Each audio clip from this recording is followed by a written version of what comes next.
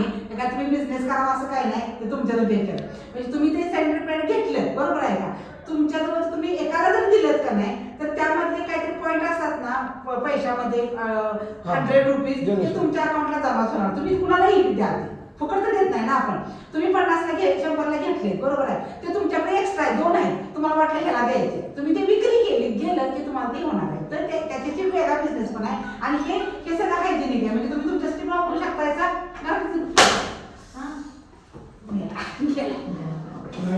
नाही जीवन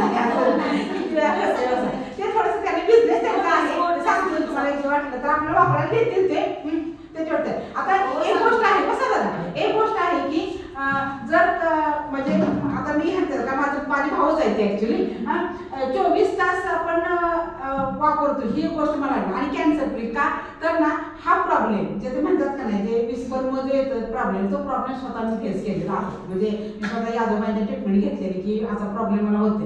मग मला यादवबाईंनी त्या स्त्री पाहिजे त्यांनी मला सांगितलं होतं की एक तर खूप त्रास वाढला तर आपण म्हणजे युट्रेसच हे करण्याचं कारण काय म्हणले की कापड तर नाही ते विस्परमच होते, तू त्याच्यात हायजेनिक बघ. मग त्यांनी मला एक सांगितलं होतं ते पण मी मधल्या काळात वापरत होती, तेच वापरायचं. मग खूप कॉस्टली होतं करतं त्यांनी सांगितलेलं, पण त्यांनी दिलं होतं घेऊन तर वापरत होती मी. मग ते औषधांवर कमी झालं, पण हे होतो प्रॉब्लेम. आणि 40 नंतर तर जास्त प्रॉब्लेम येतो, कारण आपण कसं आहे की आता हा काय आपल्यालाच आहे नाही आणि ह्या गरजेच्या गोष्टी आहेत. म्हणजे नाही म्हणत आपल्याला 100-150 रुपयाचा 100 रुपये 140 रुपयाचा खर्च तर महिन्याला आहेच आहे, तो तुम्ही अवॉइडच नाही करू शकत, आपण तर वापरू शकत नाही लक्षात घ्या. आणि उलट तिथून पुढे ते वाढत राहणार. पण त्यातलं पण हे वापरल्याशिवाय पर्याय नाही आपल्याकडे. पण त्यातलं पण सिक्युरिटी स्वतःला किती पण मिळू शकतात त्यासाठी ते तयार केलं. कंपन्या 4-5 कंपन्या आहेत मुंबई काय भारतामध्ये, तर त्यामध्ये एकदम त्यांनी हायएस्ट असं चांगल्या क्वालिटीचं तयार केलं. कॉटन आहे ते काय तुम्हाला वापरलं आपल्याला कळतंय ना,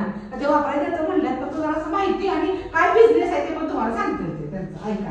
5 मिनिटं सांगतो शॉप पाहिजे का मावशी,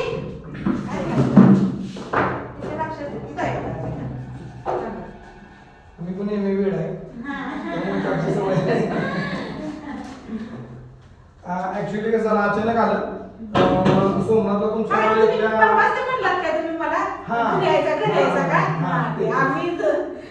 तुम्ही तिकडे जायपासून मला झोपायला झोपलेली 11:30 वाजता. सोमनाथ मोरे सांगितलं माझी फोटो प्रिंटिंगची लॅब आहे कडे आणि तू पण उचलला सकाळपासून. आता म्हटलं की 4 वर्षापूर्वी तुम्हाला माझ्या लेट झाला आमच्याकडून तो फोन उचलला नाही कारण तो काल मला भेटला होता बोलला नाही.